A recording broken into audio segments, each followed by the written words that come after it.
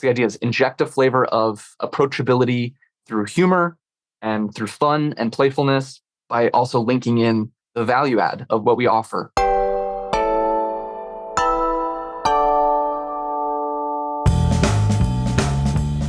Hello and welcome to this episode of the Confessions of a B2B Marketer podcast. My name is Tom, I'm your host, and today we have a big one along the same vibe as the Todd episode, as the Devin episode. I'm trying to dig in to really understand what's making B2B content work right now on LinkedIn and on other platforms. And so today we're joined by Travis Tyler, who is a digital content producer at PandaDoc and is crushing LinkedIn. Go check him out on LinkedIn for the kind of video content he's producing and also the podcast, The Customer Engagement Lab. So in this discussion, we jump into how he makes B2B content sexy and fun at PandaDoc, and then also uncover almost like a business positioning culture lesson at the end, which I thought was super insightful. Now, before we jump into that, I have to give a big shout out to Fame, who actually are producing this episode. It's also my company. We run a large number of B2B podcasts, and we run them like a marketing person would like a podcast to be run. So these are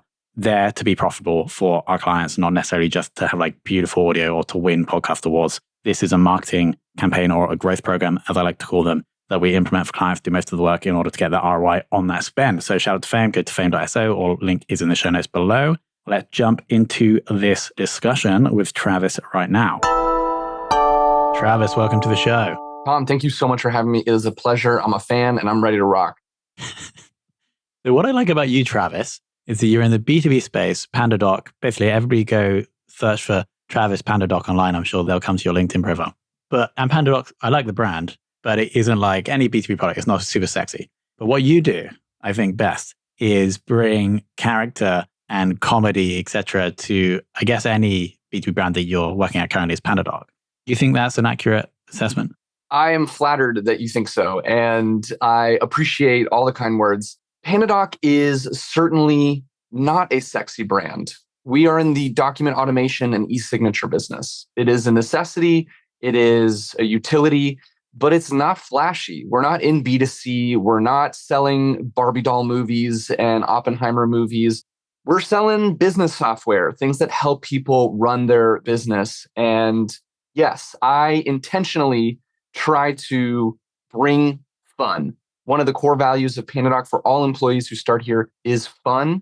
Our 4 core values are learning, impact, fun, and empathy. And I try to bring all 4 of those to my personal brand as well as the PandaDoc brand. Now, this is super interesting because my next question was trying to break down how you are able to make the B2B content like fun and sexy. And am I right in saying then that maybe one of the reasons that attracted you to PandaDoc was the fact that one of their values was fun? Absolutely. I purposely and intentionally did not go work for a company whose name is very serious. I got into tech back in 2015, because I wanted to have fun. I had been working in nonprofits. I had been working in just really serious industries. And I wanted to have a better work-life balance. And I wanted to experiment with stuff that other agencies weren't letting me do, which was goof around, inject humor and comedy into the content I create to stop people in their scroll and remember our brand.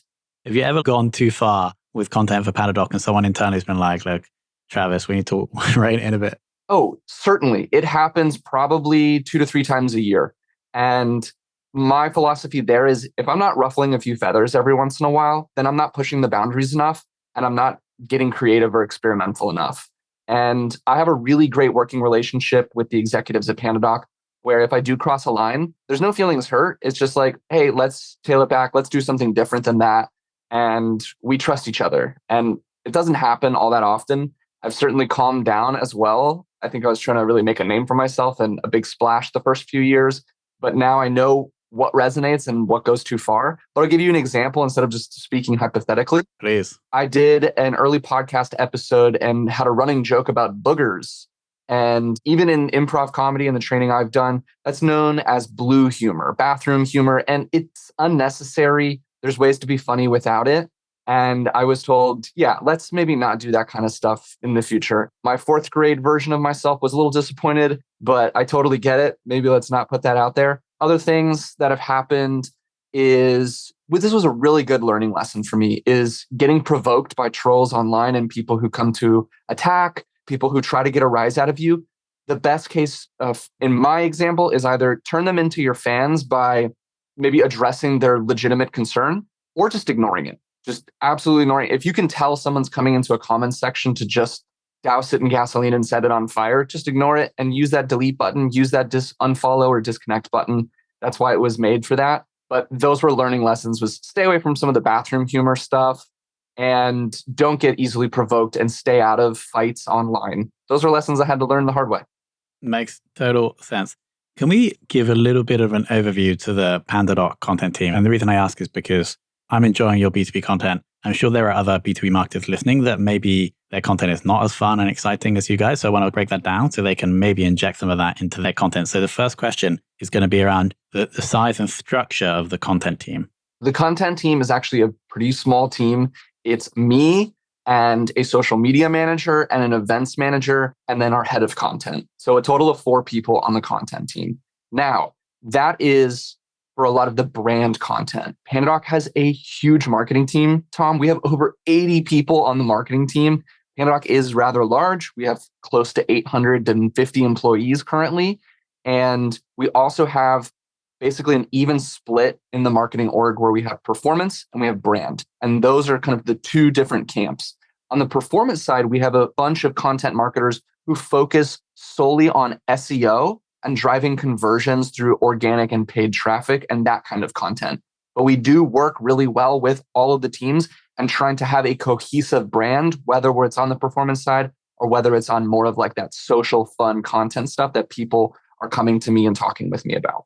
So your team sits on the brand side? Correct. Got it. But you have some other content marketers, maybe more like, maybe less fun, maybe more SEO orientated on the performance side. And I actually work really well with them and we go off of each other, but I rely on them for a lot of my YouTube content and the stuff that's going to drive a lot of traffic to our website. So I'm a video content producer. I work with our demand gen team pretty much quarterly to plan out what videos am I going to create based on search volume, based on conversions, and based on website traffic. And we target those keywords and we come up with scripts together that help answer questions for people who are searching for that type of content. That's how I work with the content marketers on the demand gen and performance side. Yeah, this is, I think, maybe the first key learning, because yes, the content can be fun and creative, but we do still want to have the kind of ROI, like business person head and make it fun and creative be in the things that are going to help us convert. So I think that's a key learning. I'm assuming that the content teams on the performance side are maybe measured differently from how the business measures your content. Absolutely. The way I'm measured is by audience growth. And we've come up with that through a couple of different ways. Is how are we growing our social media audiences across all the different platforms? How are we helping to convert and capture email addresses from people who are coming from those websites and wanting to get more content and signing up for newsletters? And then I'm also on the production side. How much content am I producing? And how is it performing once I've produced it? Specifically with podcasts, I have a pretty heavy growth goal where quarter over quarter, I'm trying to grow total streams by 10% each quarter. And I do that by trying to bring on bigger, better guests. I do that by trying to get more creative with how I distribute the episodes via snippets and via carousel images and tagging people and doing more cooperative kind of syndication of podcast episodes. So that's how I'm measured. I'm not exactly sure how folks on the demand gen side are measured. I would guess it's probably based on conversations, things like how many blog posts did we produce this quarter? How much traffic did it bring in? Did we see growth in that traffic? Where are we ranking on organic search? And then how are those conversions happening when they sign up for PandaDoc from that specific blog article or from that content pillar page? That's my best guess. I would probably have to speak with like their boss if that's still the case. It sounds about right. What I bet the performance or demand gen side, I bet they like you because their warm retargeting audiences are going up with like all the LinkedIn page followers. Do you know what I mean? Can't really do that with podcast audience, but maybe somehow with YouTube. So they're loving you, I guess, when your content blows up because they're like, it's more like fresh meat for us to retarget. I think so. I think they really enjoy as well just the playfulness side of it. I think I'm somebody at the organization that they can rely on to not take themselves too seriously. and to help inject a bit of, yeah, levity into what it is that they do for a living.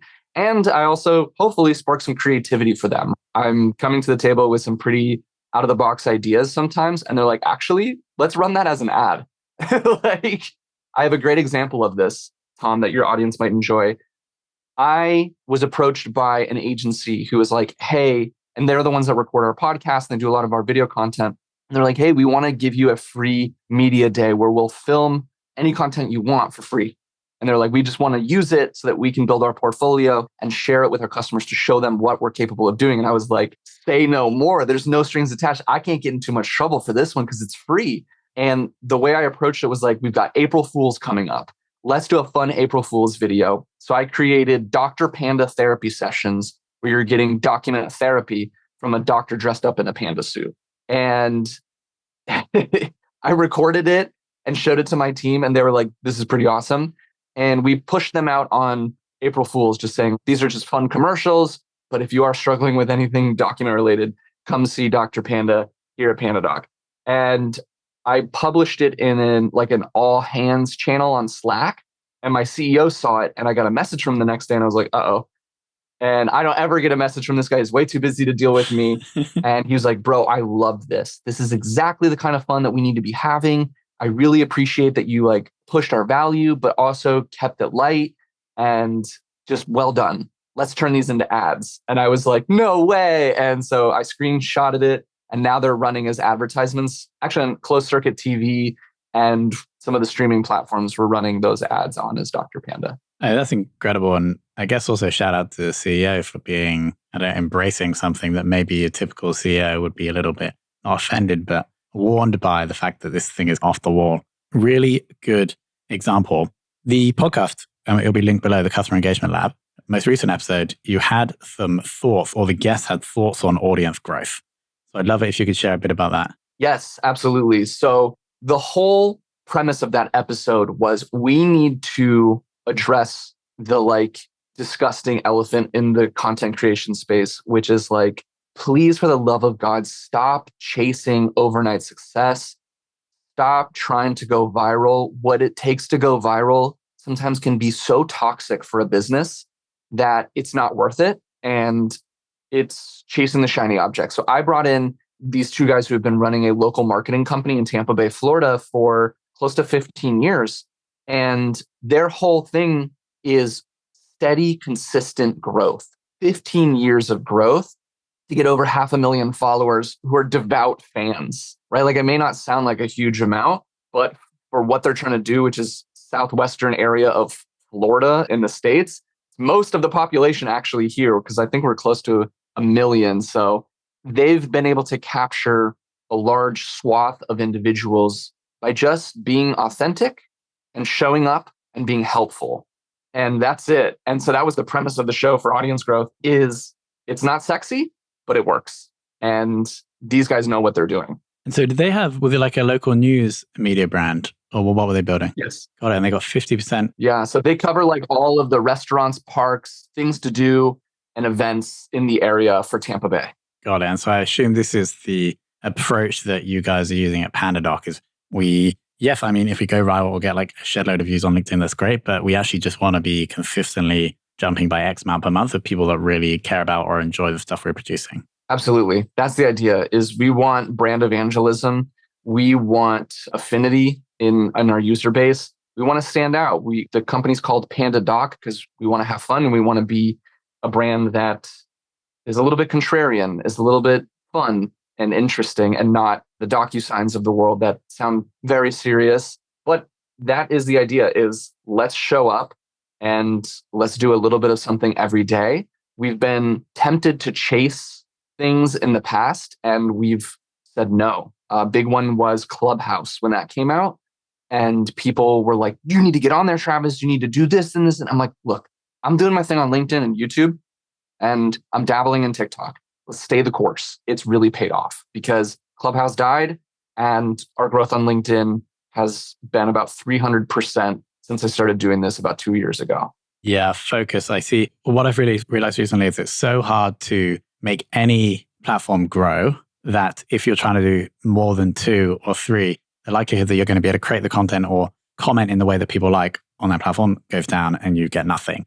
And so I'm totally with you there. Next question. And I actually saw this example of edutainment, you could say, in a different podcast episode of yours, which was the Monday.com cookie dispenser. You remember that? Yes, I do. That video is, I never heard of it before. Absolutely incredible. If you could you just give like a 10-second overview of what that was? And then I guess any thoughts on how someone listening could do something like that? Absolutely. So we did a podcast episode where we did a review on the free trial of Monday.com, which for those who are not familiar, is just a productivity and workforce tool to help project management across an organization. They also have a CRM and some other stuff going on as well. And in our review of this free trial, I had 3 panelists with me and we were all like, let's talk about what your experience is like with Monday.com. Have you seen any of their marketing that's really stood out to you? And somebody on the show, Todd Clouser, a good friend of mine, was like, dude, I saw this commercial and like this video series that Monday put out like years ago, where one of their customers created a cookie dispenser automation, like robot tool that would deliver a cookie to somebody when they like check something off of their project to-do list. And it is a hilarious use of edutainment where they're showing the Monday.com tool from a customer's perspective and how helpful it is, and then putting a fun twist on it by showing off this creator who is like, I just build stuff because I'm an engineer and I like to have fun. So let's build this silly thing, which is a cookie dispenser. And that's the gist. And like kind of similar to what you did with the Dr. Panda, right? You're connecting it to the product or something that we want to talk about in the product, but making it a little bit like outrageous or crazy. Absolutely. So I have lots of family members who don't live in the B2B SaaS space. And I like sharing what I do for a living. And this is coming out tomorrow, but my nieces and nephews are all Gen Zers. And I showed them a photo of, I reproduced the Barbie movie poster and I have me in a panda suit replacing Ken. And they thought it was hysterical and they get it. And they're like, I understand what you do for a living now. Like, I get it, even though I'm only 17 years old. And I'm like, yes, mission accomplished. It's tying in things that are relevant to different audiences as an approachable entryway to what we do. And so that if the need ever comes up of them needing to do an e-signature, of them needing to have a document automation tool for their business, they're going to be like, oh yeah, let me go check out that silly brand that my buddy works for, that my friend works for. And that's the idea, is inject a flavor of approachability through humor and through fun and playfulness by also linking in the value add of what we offer. Going back to the point you mentioned on LinkedIn, hey, we're talking like 300% growth. We're going to have to dig into that. I think there's actually a Todd thing as well, where you have been making TikTok videos. They're also pretty funny, by the way, and then posting them to LinkedIn. And this seems to be working. Would you agree? And then after that, anything else that's working either for you on LinkedIn personally or on the PandaDoc page? Yes. I learned this from Todd Clouser, who's over at Lavender. So shout out to Todd. And him and Will Aiken were doing this a little bit right as I was getting my feet wet with it too. And the idea is, if you step outside of the B2B SaaS world and you just look at what these things are, these social media platforms, you've got TikTok and you've got LinkedIn. They could not be more diametrically opposed in terms of the user base. But yet there is such an underlying thread of universal humor and universal scroll stopping information that you're there for. No matter if you're on LinkedIn or TikTok, you are there to be entertained, whether you believe it or not. Some people are like, well, I'm just there to get a job. Okay, that's fine. But at the end of the day, you're also there to try to get attention for yourself or find someone who's making attention to go work for them or have them work for you. And so that entertainment piece is universally there. And the idea was like, I spent so much time during the pandemic on TikTok, had nothing to do some days where I was just bored, stuck at home inside. And the level of creativity and humor that the algorithm was feeding me was just so inspiring. And I was like, let me just test this out and take that same humor, that same style of being outlandish or being very silly and over the top, getting dressed up in costumes, and bring that into the corporate world. And let's just see what happens. And I remember hearing someone say, even CEOs like to laugh. And that's so true. It doesn't matter how successful you are. You have a sense of humor. If you don't, like, no one's going to like you. So you like to laugh, whether it's at one thing or another. And it worked. It clicked. And I've been able to translate that and bring it over. My TikToks aren't successful on TikTok. I have close to 1,000 followers. I had one early TikTok get like 500,000 views, and that was my viral peak. But since then, I've just been like, I'm going to take the trends, the funny things I'm seeing here that my friends on LinkedIn aren't seeing because they're not on TikTok, and bring it over and just borrow the humor and show it to a different audience. Makes sense. That's mainly on your personal profile, right? Or do these also get distributed through the company page? They do get distributed through the company page as well. It just depends. If it leans a little bit too heavily towards Travis, I am like, hey, we don't need to post this on the brand. But if it's more addressed to like our value proposition or like the PandaDoc brand in general, we'll throw it in there. Is there anything else to this LinkedIn growth apart from creating content that connects to the brand, obviously, and is fun and entertaining? It is following the formula that so many other LinkedIn creators have set before me, which is you're there to connect with people and you have to be a real person. And that means responding to people when they DM you. That means responding in comments. That means cheering people on and endorsing them. I had someone become a PandaDoc customer because I congratulated them for becoming a digital content producer, which is the same title I have at another company. Like it just because I was like, hey, welcome to the dark side of content creation. Let me know if you ever need any help or you want to talk shop. And she was like, thanks so much for that. And then 6 months later, she was like, hey, I just signed up for PandaDoc and I wanted you to know that my company is now using it because you commented and were so kind to me. And I was like, that's not my intention. I wasn't going out there to like sell in like a sneaky, slippery way. I'm just genuinely going out there to have fun and to make connections. And if they need a document tool, maybe they'll look at mine. Let's transition to your personal brand. Did you start building this pre-PandaDoc? I did not. I strictly did it for one reason, Tom. I wanted people to listen to the podcast. That was the only thing I was after when I started building a personal brand on LinkedIn. And it's become very useful, but there was nothing previously done. No. Let's talk about using LinkedIn to grow podcasts. Obviously, I see in this, and I think about this a lot as well. And so my thoughts here are podcasts are like probably the best way to build a relationship with an existing audience, but they're not actually that great to build the audience.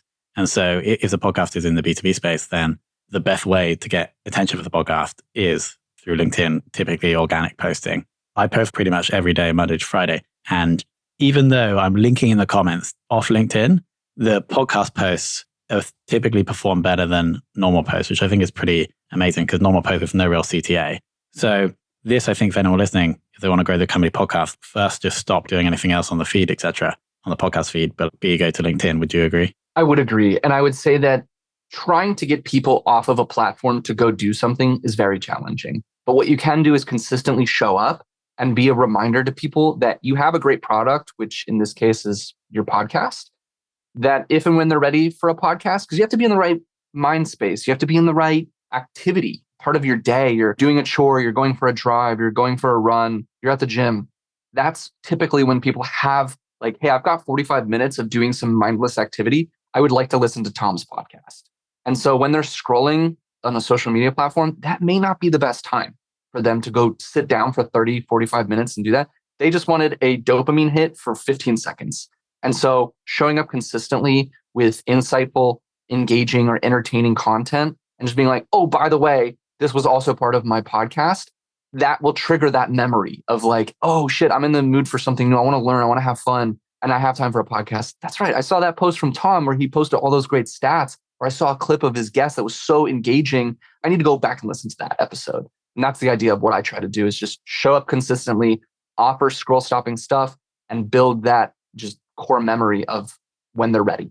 Makes total sense. A couple of random thoughts I've had. So obviously we were discussing that the content team that you sit within on the brand side is measured by audience growth, both podcast and social.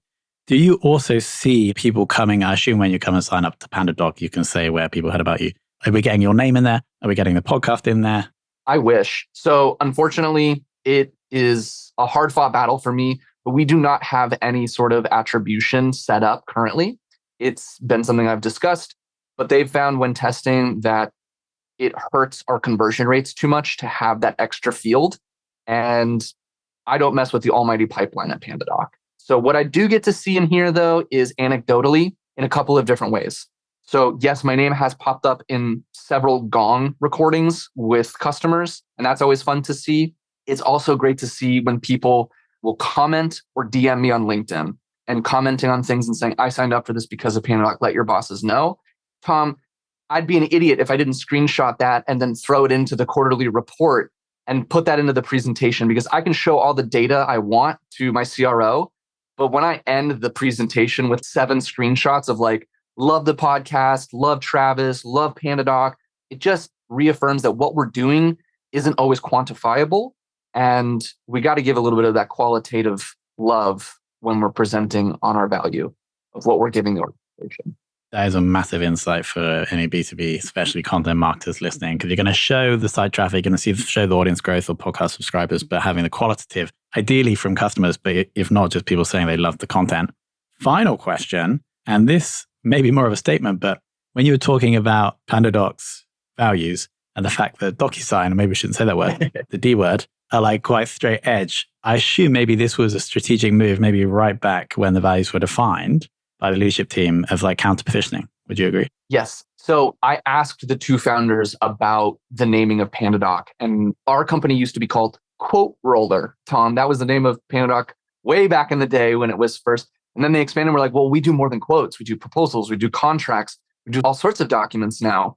And they were like, right around the time when some other companies were naming themselves after animals. I'll give you an example. MailChimp was a great inspiration for the co-founders of PandaDoc. And so they were simply just like, all right, what is an animal that no other company really has in our space and people enjoy? And then they were just like throwing things against the wall, and they were like, hey, the pandas are endangered. They eat bamboo, which can be used as paper and wood. And we work with documents. And so it just kind of came together like, let's just go with PandaDoc. It's fun. It's interesting. It stands out. It's different. Similar idea to the branding of MailChimp. And again, it attracted an employee like me who has a improv and stand-up comedy background, someone who likes to inject that into their work.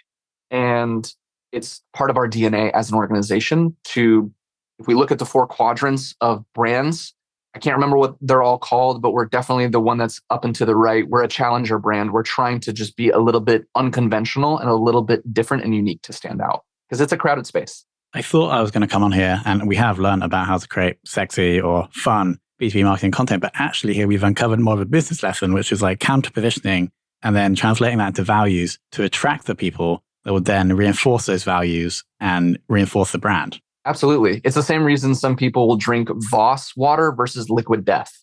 It's a different type of consumer. It's a different product. I know we're only talking about an ACV of like $4 to $5 on a bottle, but yeah, it's certainly part of the DNA and the tactics that have been employed since day one at this work. Beautiful. All right, Travis, we're going to link obviously to the Customer Engagement Lab, your personal LinkedIn profile, PandaDoc, of course, and also we'll find the Monday cookie automation video. Anything else we should link below? I just want to thank you, and I want people to follow you on LinkedIn. When I post this clip of us, go check out Tom. He's posting great content for creators, for brand folks, and for content professionals like myself. So I admire and look up to you, Tom. So thank you. Travis, thank you so much for coming on. Yep, no problem.